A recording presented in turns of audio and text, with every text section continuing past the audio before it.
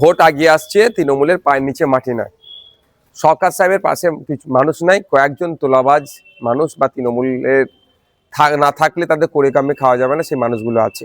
এখন সিকিউরিটি বাড়াতে হবে, অ্যাটেনশন ক্রিয়েট করতে হবে, দলের কাছে এটা বোঝাতে হবে যে আমি বিশাল কিছু করছি। আমরা ভুলে যাচ্ছি না রাজ্জাক খাঁর খুন। রাজ্জাক খাঁকে যারা মার্ডার করলো, যারা গ্রেফতার হলো, সেই তৃণমূলের নেতারা। এই ঘটনার সাথে তদন্ত হওয়া দরকার। আমিও বলছি তদন্ত হওয়া দরকার। প্রয়োজনে আপনার এনআইএ তদন্ত করুক, বোমাবাজি কারা করছে। সাপ হয়ে দংশে ওজা হয়ে ঝাড়ছে না তো, নিজের গাড়ির দিকে দুটো নিজের লোককে দিয়ে বোম ছুড়িয়ে দিল, দিয়ে বলবে এই হচ্ছে সেই হচ্ছে, আমার সিকিউরিটি বাড়াও, আমার উপরে এ হচ্ছে, আমি এ হচ্ছে, দলের কাছে নিজের ভাবমূর্তি ঠিক রাখার জন্য, আবার মিডিয়ায় চর্চা হওয়ার জন্য এগুলো করছে না তো। আমাদের ছেলেরা খেতে পাচ্ছে না, রমজান মাস চলছে, আপেল 250 টাকা, তরমুজ 50 টাকা, শসা 60 টাকা, 55 টাকায় নিলে হয় নাও, নাহলে চলে যাও, এরকম ভাবে গরম মারছে। আর আমাদের ছেলেরা খেতে পাচ্ছে না, ওই একটা বোম 2500 টাকা কত খরচ জানি না, ও টাকায় তো ইফতার করবে। কাজ খুঁজে পাইনি আমরা। আমরা সমাজ ব্যবস্থা পরিবর্তনের জন্য বলছি, এই মারামারি হানাহানি বোমাবাজি রাজনীতি আমরা করি না। সরাসরি আপনার নাম করে ওসব পাত্তা আমি দিই না। আদালতের দ্বারস্থ হবে, প্রত্যেকের রাইট আছে, দুধকে দুধ পানিকে পানি হবে। আমি তো জোর গলায় বলছি, ন্যাশনাল ইনভেস্টিগেশন এজেন্সিকে দায়িত্ব তুলে দেওয়া হোক, বোমাবাজিটা কে করেছে ধরুক। বলছি আরেকটা বিষয়, এবারে ভোটের আগে কেন্দ্রীয় বাহিনী চলে আসছে, সামনের মাসের প্রথমেই 2 দফায় কেন্দ্রীয় বাহিনী আসবে, কি বলবেন বিষয়টা? অন্যান্য বছর ভোট অ্যানাউন্সমেন্ট হওয়ার পর দেখুন, আমি এতটুকুই বলবো, কেন্দ্র বাহিনী কত বাহিনী আসবে কি আসবে সেটা বড় কথা নয়। নির্বাচন কমিশনের কাজ হবে শান্তিপূর্ণভাবে ইলেকশনটাকে কন্ডাক্ট করানো, মানুষ তার মতামতটা যেন দিতে পারে শান্তিপূর্ণভাবে।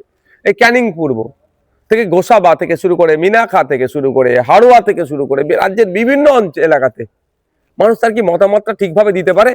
ভোটের দিনে ভোট করতে দেয় না, এজেন্টকে বার করে দেয়, বিরোধী এজেন্টদেরকে বার করে দেয়, ভোট লুটায়।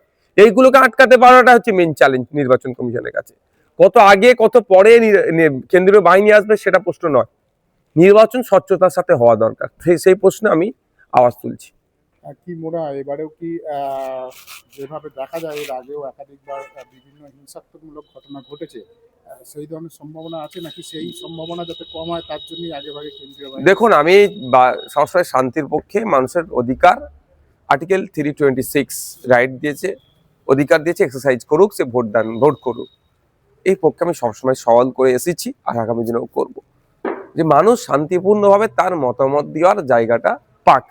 কারণ আগামী 5 বছর কে থাকবে কে থাকবে না সেটা বড় কথা নয়, আগামী 5 বছর বাংলার কত ভালো হতে পারে, বাংলার শিক্ষা, স্বাস্থ্য, কর্মসংস্থান কিভাবে উন্নততর হতে পারে, সেই ডিসাইড হবে এই ভোটের মাধ্যমে।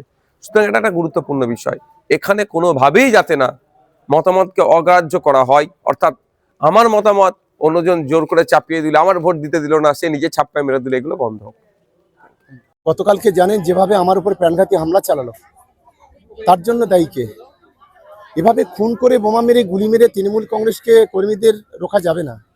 ওরা যত বেশি তাতাবে তত বেশি তৃণমূল কংগ্রেসের কর্মীরা গড় যাবে, এটা ওদের প্রথম মনে রাখতে হবে। আমরা আমাদের কর্মীদের শান্ত থাকার জন্য অনুরোধ করব। আমরা আইএসএফ এর সমাজ বিরোধীর মতো গুলি বোমা বন্দুক চালাতে অনুরোধ করব। আমরা গণতান্ত্রিকভাবে লড়াই হবে ভাঁড়ে, এবং সেই ভাঁড়ে শেষ হাসিটা তৃণমূল কংগ্রেস আসবে। আমার বমি আসছে, আমার মানে বমি হয়ে গেল বলে, মানে একজন অসভ্য মানুষ যদি বাংলাতে থাকে, বাংলার মুসলিমরা জানে সবচেয়ে বড় তোলাবাজ এই বাংলাতে, দিদিকে ব্ল্যাকমেল করে কোটি কোটি টাকা কামানো। আরো ভালো ভালো খবর দেখতে সাবস্ক্রাইব করুন বাংলা হান্টের ইউটিউব চ্যানেল। বাংলা হান্টের আরো খবর দেখতে নজর রাখুন। বাংলা খবর মানেই বাংলা হান্ট।